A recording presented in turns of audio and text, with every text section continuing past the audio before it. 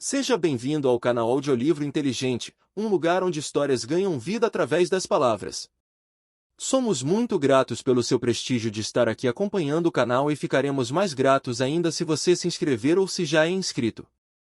Porque a sua inscrição no canal é uma forma que você tem de retribuir o trabalho que estamos fazendo com todo carinho para você.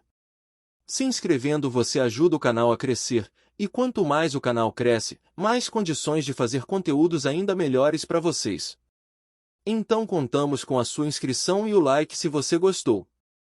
Se você quiser comprar o seu livro, compre através do link na descrição, desta forma você também ajuda o canal. Hoje vamos ouvir o livro 20.000 Léguas Submarinas Júlio Verne. Primeira parte.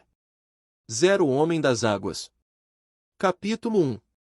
O ano de 1866 foi assinalado por um acontecimento estranho. Havia já algum tempo que vários navios vinham encontrando nos mares uma coisa enorme, um objeto comprido, em forma de fuso, às vezes rodeado por uma espécie de fosforescência, muito mais corpulento e rápido do que uma baleia. Os relatos sobre esses encontros, registrados nos diários de bordo, coincidiam perfeitamente nos pormenores da estrutura do objeto ou do ser em questão. Relatavam a espantosa mobilidade de sua movimentação, a sua surpreendente força de deslocação e falavam da vida especial de que ele parecia dotado. Negociantes, armadores, capitães de navios, mestres e contramestres da Europa e da América, oficiais das marinhas de guerra de todos os países e os governantes das diversas nações dos dois continentes, andavam seriamente preocupados com o fenômeno. Que ele existia era um fato incontestável. Com o pendor do cérebro humano para o maravilhoso, será fácil compreender-se a sensação suscitada em todo o mundo por esse aparecimento sobrenatural. A 20 de julho de 1866, o vapor Governor Higginson havia encontrado o objeto em questão, a 5 milhas a leste das costas da Austrália. À primeira vista o capitão Baker julgou ver um escolho desconhecido. Dispunha-se a determinar a sua situação exata, quando duas colunas de água projetadas pelo inexplicável objeto, ergueram-se nos ares a quase 20 metros de altura. Portanto, a menos que o escolho estivesse sujeito às erupções intermitentes de um geyser, o Governor Higginson tinha se encontrado com algum mamífero aquático, até então desconhecido, que expelia pelas ventas colunas de água misturada com vapor e ar. No dia 23 de julho do mesmo ano, no Pacífico, foi observado fato semelhante pelo navio Cristóbal Colón.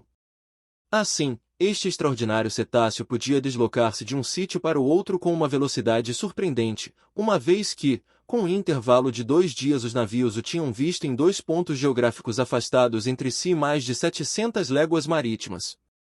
2 semanas depois, a 2.000 léguas de distância, o Helvetia e o Shannon, cruzando-se na zona do Atlântico compreendida entre os Estados Unidos e a Europa, deram conhecimento um ao outro de terem avistado o monstro a 42 graus 15 de latitude norte e 60 graus 35 de longitude do meridiano de Greenwich.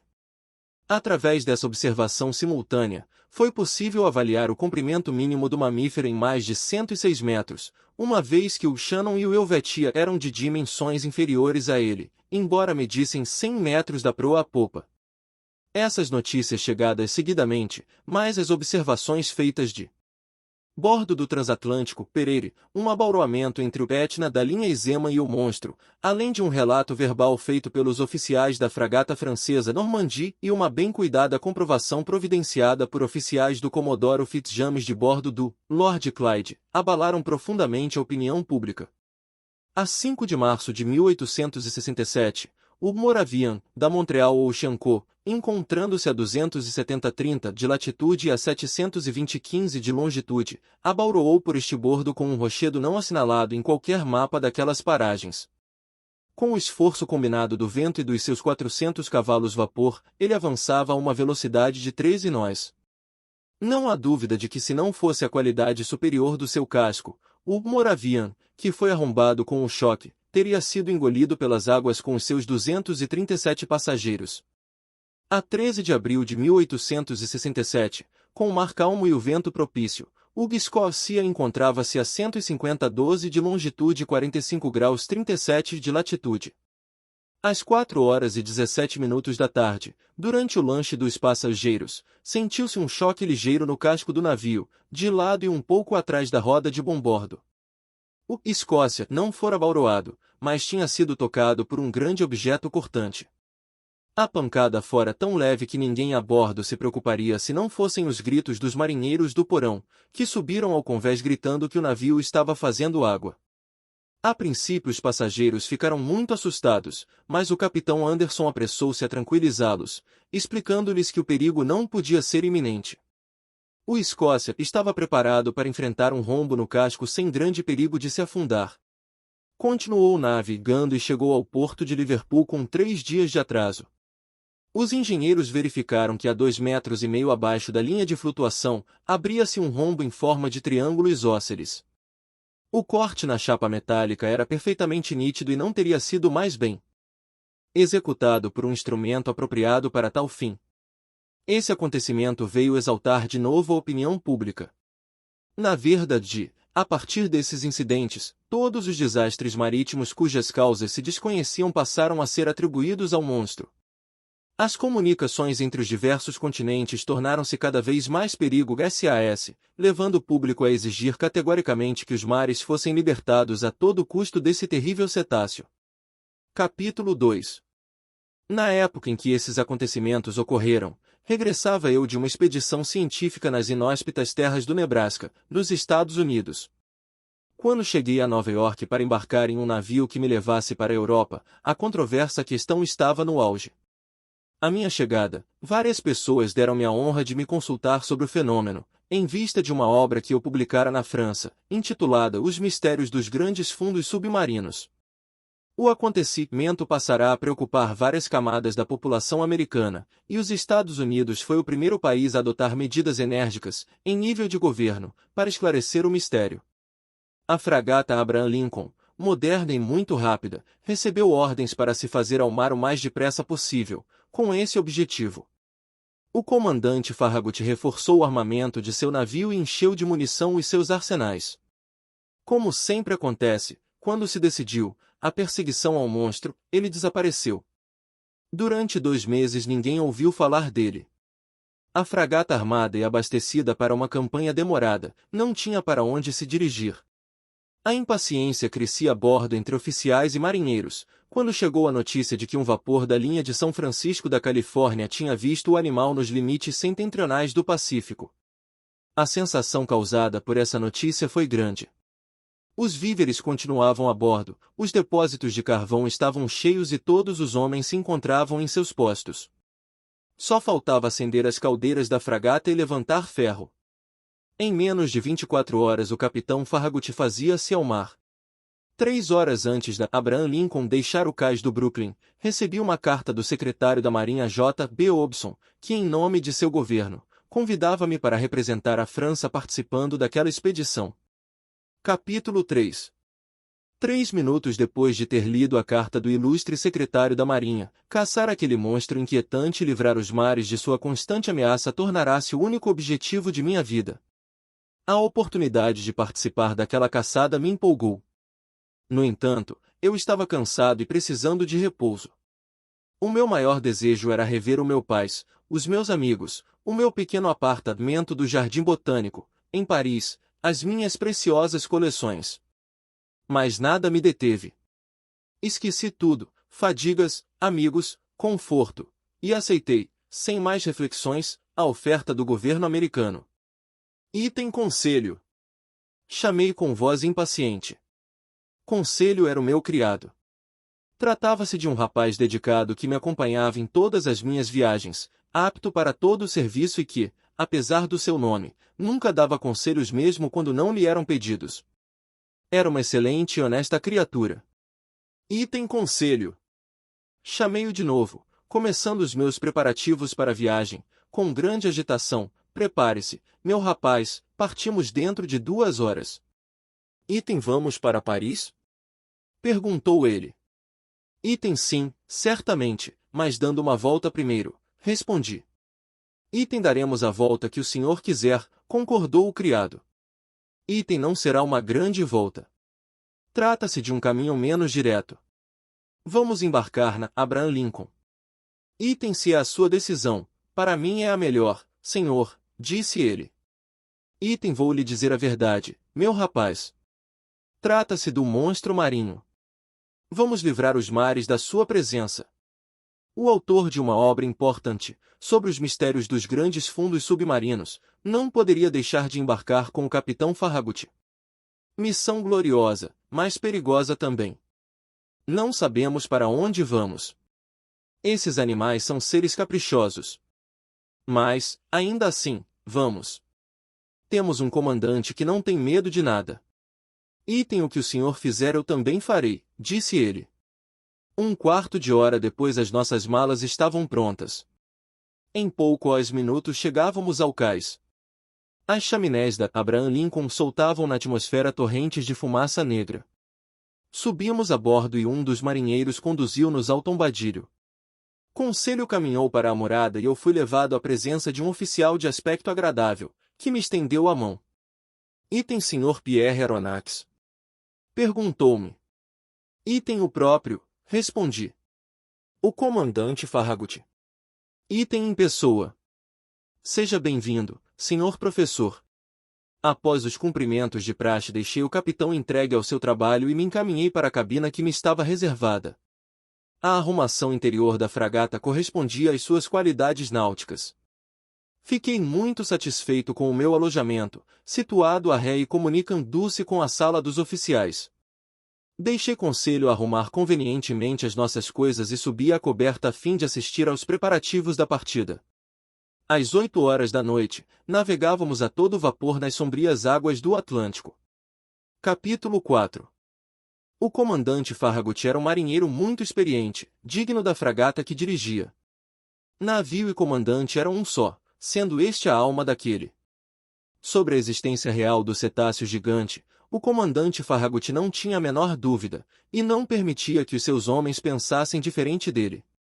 A tripulação observava os mares com escrupuloso cuidado, cada homem querendo ganhar a soma de $2.000 prometida para aquele que, grumete ou marinheiro, mestre ou oficial, avistasse o monstro primeiro.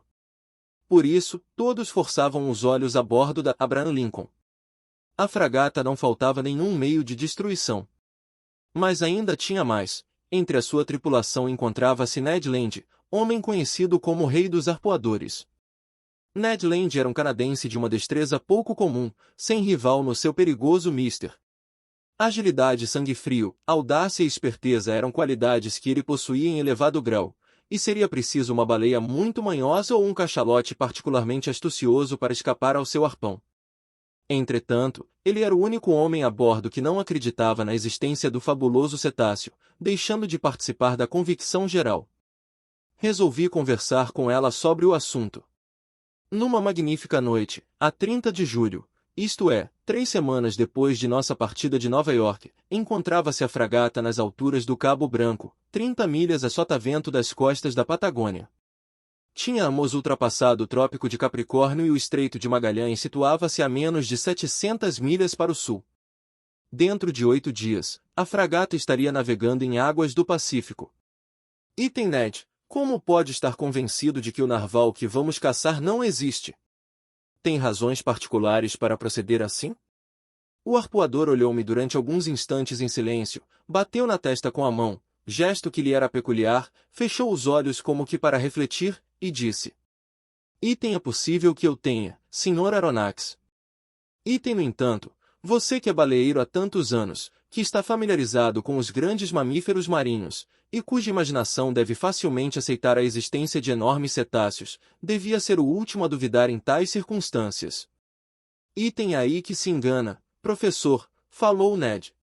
Que o vulgo acredite em meteoros deslumbrantes que cruzam o espaço ou na existência de dinossauros pré-históricos que vivem no interior da Terra, ainda se aceita. Mas nem o astrônomo nem o geólogo admitem tais quimeras. Com o baleeiro acontece o mesmo.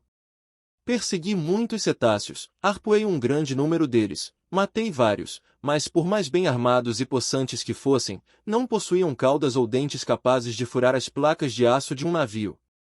Item porém, Ned, fala-se de barcos cujo casco foi perfurado de lado a lado pelo dente do narval. Item navios de madeira talvez, respondeu o canadense. Mas mesmo nesse caso, jamais vi um narval capaz dessas proezas. Portanto, até provas em contrário, nego em absoluto que baleias, cachalotes ou narvais possam produzir tais estragos. Item escute-me, Ned. Item não, professor, não. Tudo o que quiser, menos isso. Talvez um polvo gigante. Item isso ainda menos, Ned. O polvo não passa de um molusco, e o próprio nome indica a pouca consistência das suas carnes. Mesmo com todo o seu grande comprimento, o polvo, que não pertence ao ramo dos vertebrados, seria inofensivo para navios como o Escócia ou esta fragata em que viajamos. Item então, Sr. Aronnax, replicou ele, num tom bastante irônico, persiste em admitir a existência de um enorme cetáceo? Item sim, Ned, e com uma convicção baseada na lógica dos acontecimentos. Acredito na existência de um mamífero desmesuradamente desenvolvido, pertencente ao ramo dos vertebrados, como as baleias, os cachalotes ou os golfinhos, armado de um dente córneo grande. Poder de penetração. Item 1. Fez o arpoador, abanando a cabeça com o ar de um homem que não se quer deixar convencer. Naquele dia não insisti mais com ele. Capítulo 5.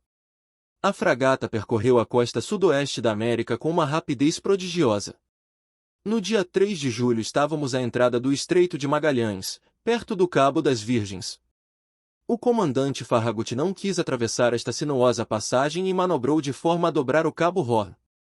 No dia 6 de julho, cerca das 3 horas da tarde, a Abraham Lincoln, 15 milhas para o sul, dobrou essa ilhota solitária, esse rochedo perdido no extremo do continente americano, ao qual alguns marinheiros holandeses deram o nome da sua cidade natal, o Cabo Horn.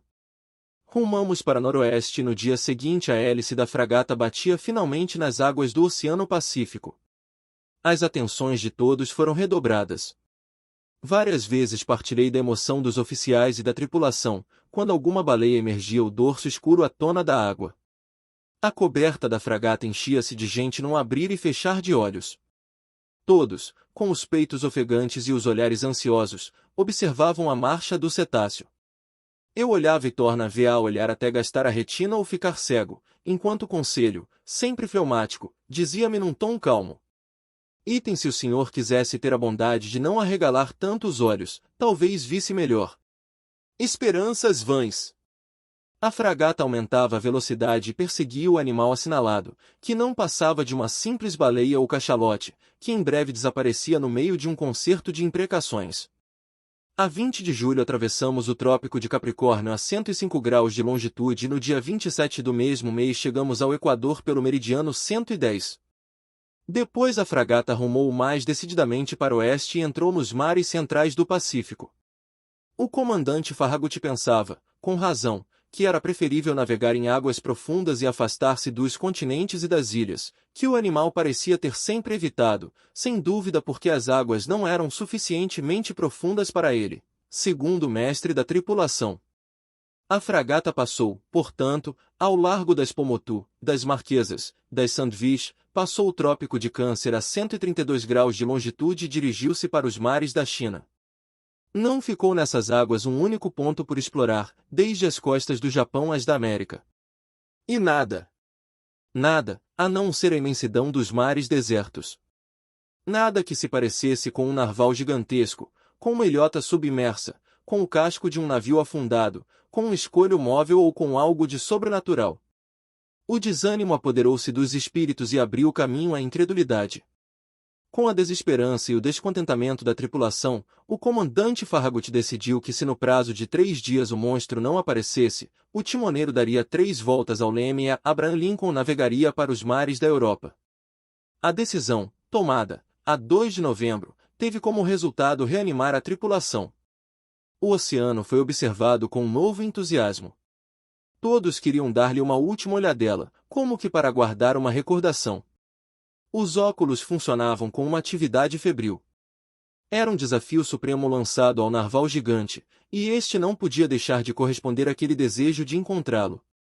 No dia 5 de novembro, Exatamente ao meio-dia, expirava o prazo estabelecido pelo comandante Farragut, depois do que, fiel à sua promessa, devia rumar para sudeste e abandonar definitivamente as regiões setentrionais do Pacífico.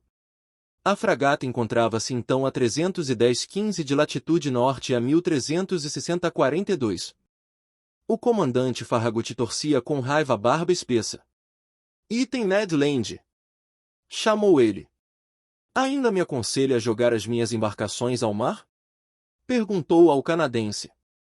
"Item não, comandante. Este animal só se deixará apanhar se quiser", respondeu ele. "Item que faremos então?" "Item se for possível, aumente a velocidade. Quanto a mim, se o senhor permitir, vou me instalar no cesto do gurupés e quando o animal estiver ao alcance do arpão, disparo." O comandante o autorizou a fazer o que pretendia e mandou que o maquinista aumentasse a pressão das caldeiras. A fragata não demorou a alcançar a velocidade de 18 milhas por hora. Porém, o maldito animal avançava com igual velocidade, continuando a manter a mesma distância que o separava de nós. Depois de algum tempo dessa emocionante perseguição, o narval começou a fazer um jogo que ainda nos causava mais suspense. Às vezes deixava a fragata se aproximar bastante e depois fugia de novo. Ned Land continuava no seu posto, de arpão na mão, pronto para disparar. "Item vamos apanhá-lo! Vamos apanhá-lo!" gritava esperançoso, a cada vez que a fragata se aproximava do monstro. No entanto, no momento em que se preparava para arpoá-lo, o cetáceo afastava-se a uma velocidade que talvez atingisse as 30 milhas por hora. Mesmo quando avançávamos à velocidade máxima, o animal permitia-se brincar com a fragata dando-lhe uma volta por baixo. Um enorme grito de raiva saía então de todas as gargantas.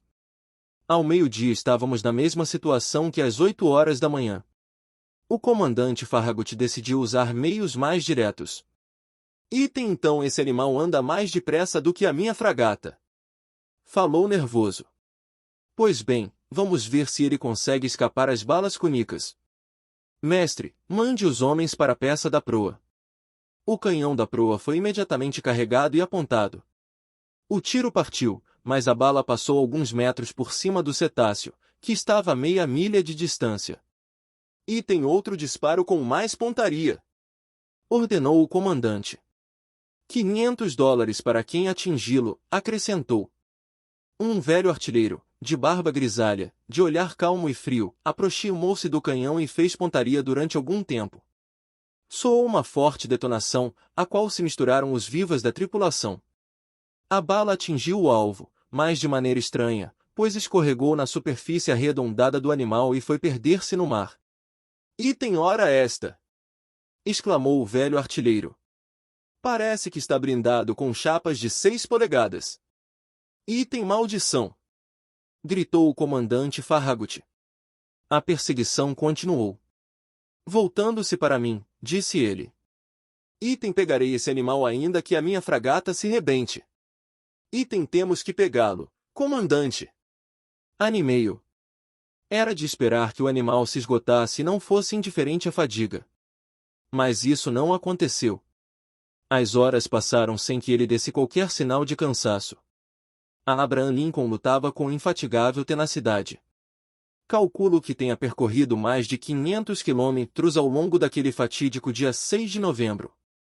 Mas a noite chegou e envolveu em sombras o mar encapelado. Pensei que a nossa expedição havia chegado ao fim e que nunca mais veríamos aquele animal fantástico. Enganei-me. Quase às 11 horas da noite a luminosidade elétrica reapareceu a 3 milhas a barlavento da fragata, tão pura e tão intensa como na noite anterior. O narval parecia estar imóvel, talvez fatigado, deixando-se vogar ao sabor das ondas. Era uma oportunidade que o comandante Farragut resolveu aproveitar. Deu as suas ordens. A Abraham Lincoln avançou a baixa velocidade, prudentemente, para não acordar o adversário. Desligou as caldeiras a cerca de 300 metros do animal e se pôs à deriva. Ninguém respirava a bordo. Reinava um silêncio profundo na coberta. Estávamos a menos de 40 metros do foco ardente, cujo brilho aumentava e nos ofuscava os olhos. Nesse momento vi Ned Land encostado ao cabo do castelo de proa segurando o arpão. Menos de 7 metros o separavam do animal. De repente ele estendeu o braço com toda a força e o arpão foi lançado. Ouvi o choque sonoro da arma, que parecia ter se embatido num corpo duro.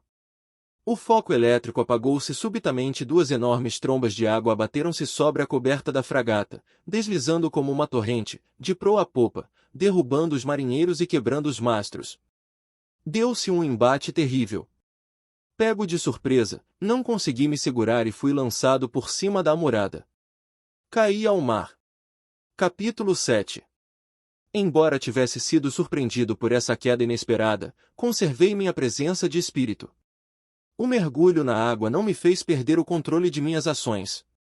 Com 2 vigorosos impulsos voltei à superfície. O meu primeiro reflexo foi tentar localizar a fragata.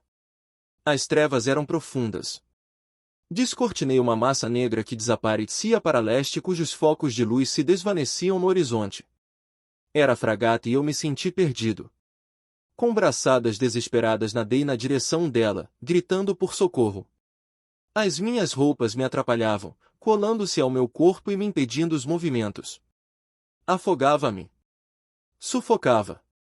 Minha boca se enchia de água. Debatia-me, arrastado para o abismo.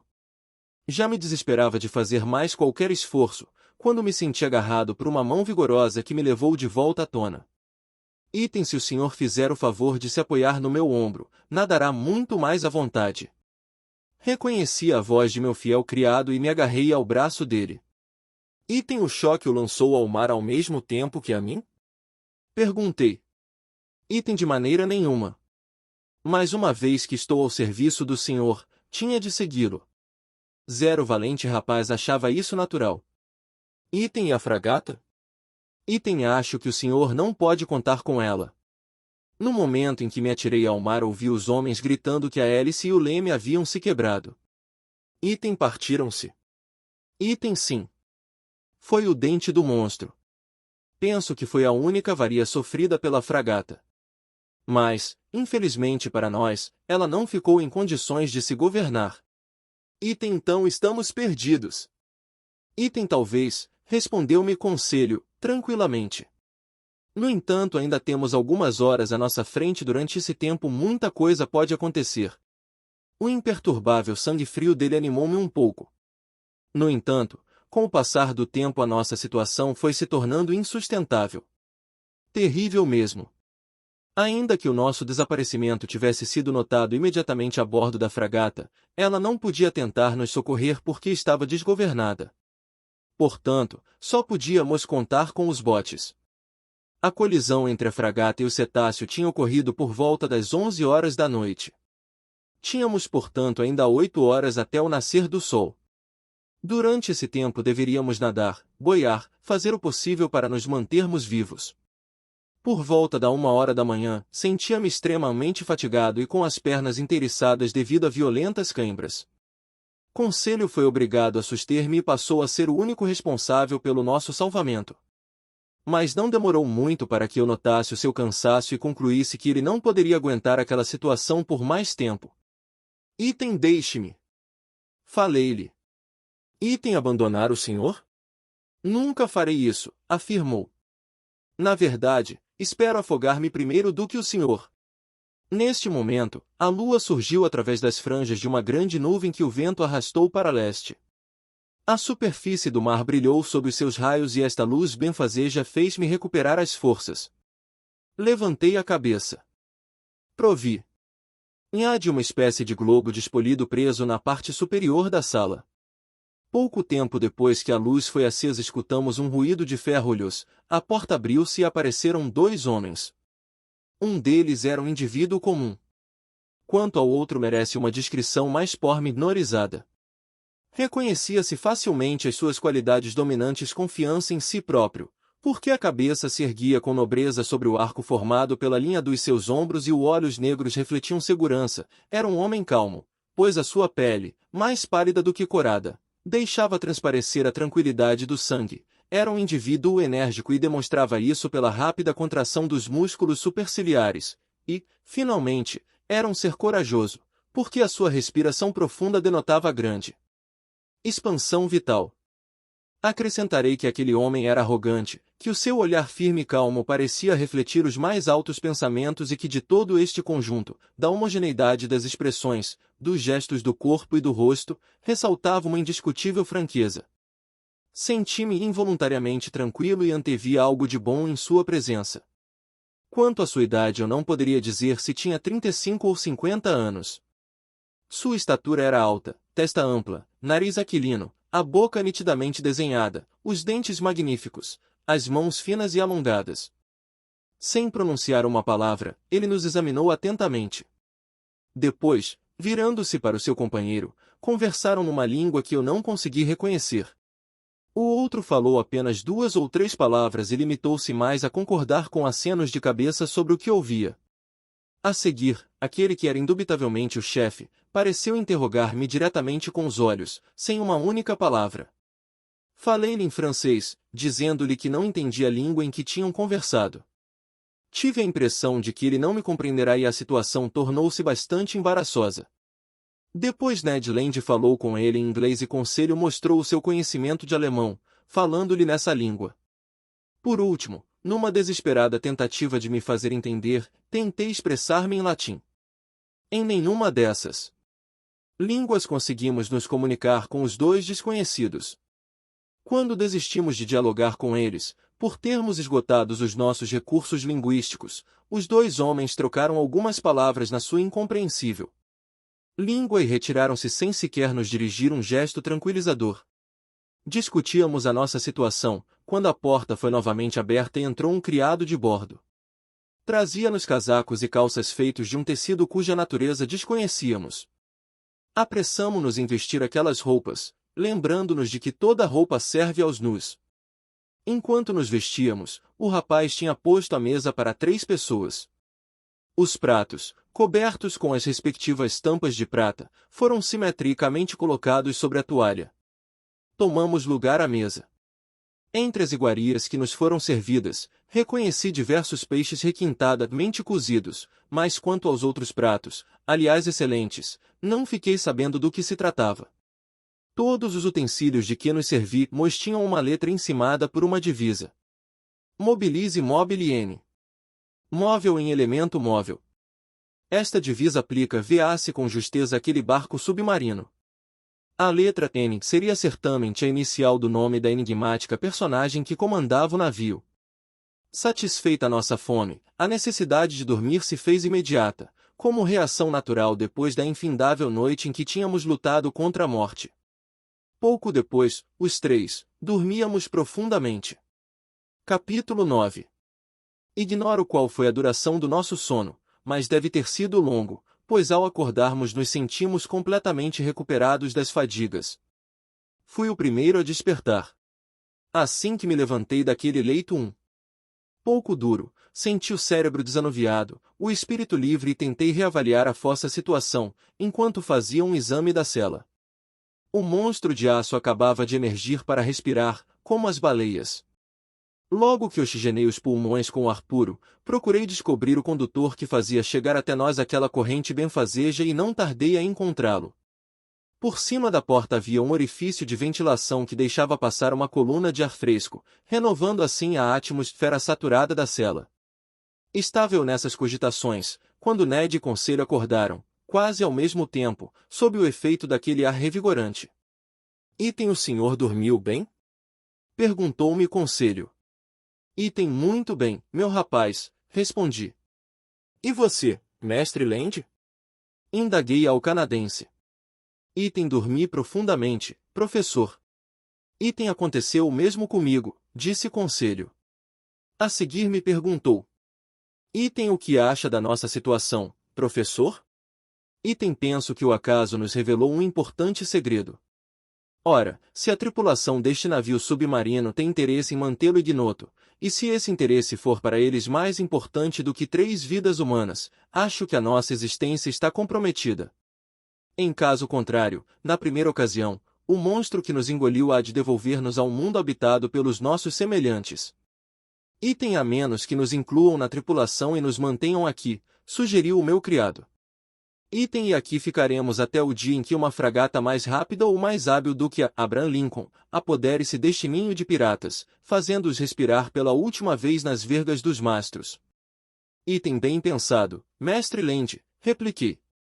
Mas, que eu saiba, ainda não nos foi feita nenhuma proposta, e portanto é inútil discutir o que devemos fazer. Vamos aguardar e reagir diante de circunstâncias concretas. De qualquer maneira, não creio que tenhamos condições de exigir muita coisa. Os sinais de inconformismo eram fáceis de se perceber no canadense. Isso me deixava bastante preocupado. Eu mesmo estava incomodado com o nosso abandono naquela cela e nem podia calcular quanto tempo poderíamos ficar detidos nela. As esperanças que eu tinha alimentado depois que o comandante do submarino estivera conosco, desvaneciam-se pouco a pouco. A doçura do olhar daquele homem, a expressão generosa do seu rosto, a nobreza do seu porte, tudo isso desaparecia da minha lembrança, e eu vi aquela personagem enigmática como ela devia ser, necessariamente impiedosa e cruel. Senti-o desumano, incapaz de qualquer sentimento de piedade, inimigo implacável dos seus semelhantes aos quais devia consagrar eterno ódio. Naquele momento, ouvimos um ruído no exterior e escutamos passos que se aproximavam no chão metálico. Os ferrolhos foram corridos, a porta foi aberta e o mesmo empregado que nos servirá a comida entrou. Antes que eu tivesse tempo de impedir, o canadense precipitou-se sobre ele, derrubou-o e começou a estrangulá-lo. Conselho tentava retirar a vítima já meio inanimada das mãos do arpoador, e eu ia juntar meus esforços ao dele quando, subitamente, fui surpreendido ao ouvir uma advertência falada em excelente francês. Item acalme-se, mestre Land. E o senhor professor, queira escutar-me. Capítulo 10. Era o comandante do submarino quem falava. Ao ouvir aquelas palavras, Ned Land levantou-se de repente, libertando a sua vítima. A um sinal do amo, pois fora ele quem as pronunciara, o rapaz saiu cambaleando. Conselho e eu, quedos e mudos, aguardávamos receosos a sequência da cena. O comandante, apoiado no canto da mesa, de braços cruzados. Chegamos ao fim do capítulo 10. Se você gostou do conteúdo e deseja continuar acompanhando novas histórias, por favor não deixe de se inscrever no canal, curtir este vídeo e compartilhá-lo com seus amigos. Se quiser adquirir a sua Bíblia, deixamos o link para você na descrição. Por favor, compre por lá, você ajuda a manter o canal com um simples gesto. Comente abaixo qual livro você gostaria de ouvir. O mais comentado pode ser o próximo audiolivro, isso nos ajuda a trazer ainda mais conteúdo incrível para vocês. Sua opinião é fundamental, então não deixe de compartilhar seu livro favorito nos comentários. Agradeço de coração por todo o apoio e por fazer parte dessa comunidade apaixonada por livros. Até o próximo capítulo!